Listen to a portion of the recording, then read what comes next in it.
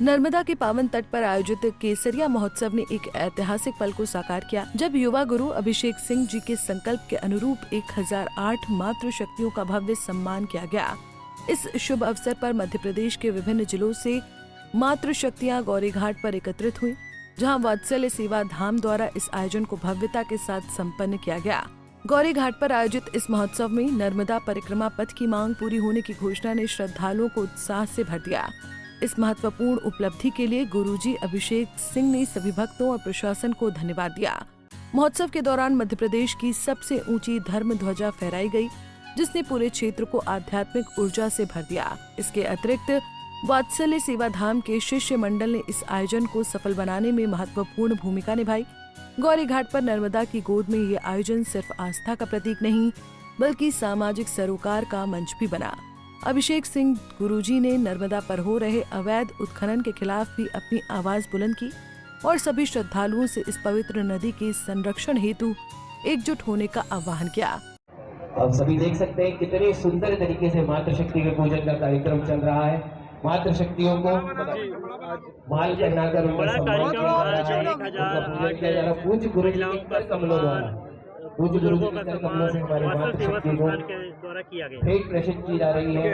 ये हमारी संस्कृति है और मात नर्मदा के लिए हम लोगों ने पिछले 20 तारीख से एक आंदोलन चालू किया था, जिसमें कि उनके परिक्रमा पथ की मांग की गई थी। उस परिक्रमा पथ की स्वीकृति होने के उपलक्ष्य में ये हम माई नर्मदा का ही सम्मान कर रहे हैं। हम इन मातृ शक्तियों में मात नर्मदा को देख रहे हैं कि इतना बड़ी सफलता जो कि सदियों से पहले ही हो जाना चाहिए था, लेकिन वो अभी 4 मार्च को इसकी घोषणा हुई है। वात्सल्य सेवा धाम की पहल से यह कार्य संपन्न हुआ है, तो हम माई को एक छोटा सा सम्मान देना चाह रहे हैं, माई की थोड़ी सी सेवा करना चाह रहे हैं, इसलिए हमने ये अनुष्ठान।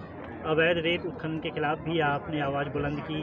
जगह जगह पर आप नर्मदा तट पर गए, जहाँ पर एकत्र हो रहा था उस पर आपने वीडियो भी जारी किए। क्या संदेश भोजन होना है? देखिए, हम माँ नर्मदा को यदि माँ मानते हैं तो मानने नहीं, यथार्थ को समझने की आवश्यकता है। आज हम दूषित कर देंगे, आज हम उनको अपवित्र कर देंगे, कल हम इसी जल, इसी प्राकृतिक संपदा के लिए तरसेंगे।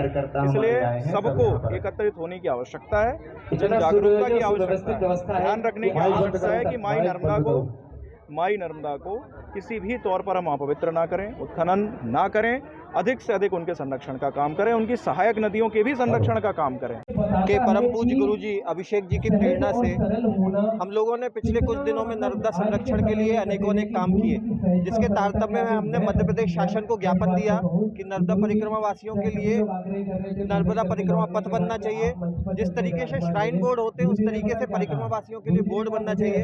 उसी कार्यक्रम को आगे चलाते हुए आज हमने नर्मदा तट के ग्वारी घाट पर मातृशक्ति सम्मान हेतु उनको माँ नर्मदा के सानिध्य में उनका सम्मान हो, माता भारत माता के का आशीर्वाद मिले, माँ नर्मदा का आशीर्वाद मिले, इस हेतु हम यहाँ एकत्रित हुए हैं और मातृशक्ति का सम्मान कर रहे हैं। साथ ही साथ हमारे सारे माता पिता, जितने भी शिष्य मंडल के माता पिता हैं, उनका यहाँ पूजन हो रहा है और ये सारे कार्यक्रम गुरु जी के आशीर्वाद से उनके सानिध्य में संपन्न हो रहे हैं।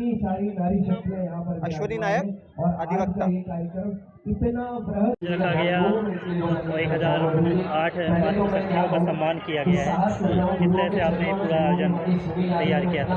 वात्सल्य सेवा धाम के तत्वाधान में आदरणीय गुरुजी अभिषेक जी के नेतृत्व में उनके आदेश अनुसार आज यहाँ पे, क्योंकि ये द्वितीय वर्ष था हमारा ये झंडे का, जो यहाँ पे धर्म ध्वजा लगाई गई है, जो एशिया की सबसे बड़ी धर्म ध्वजा, उसकी द्वितीय वर्षगांठ थी।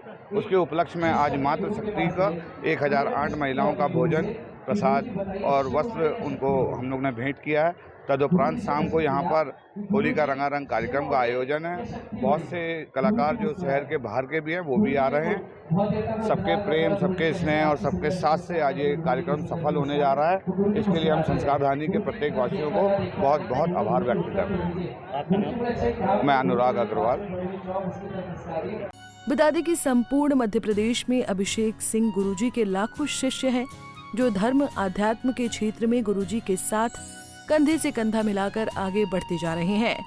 जाहिर सी बात है, सामाजिक समरसता के क्षेत्र में और धर्म आध्यात्मिक क्षेत्र में जिस तरह से कार्य हो रहे हैं, उससे एक नवचेतना जागृत हो रही है और सकारात्मक ऊर्जा के साथ मां नर्मदा के प्रति आस्था रखने वाले भक्त पुनीत कार्य में जुटे हुए हैं।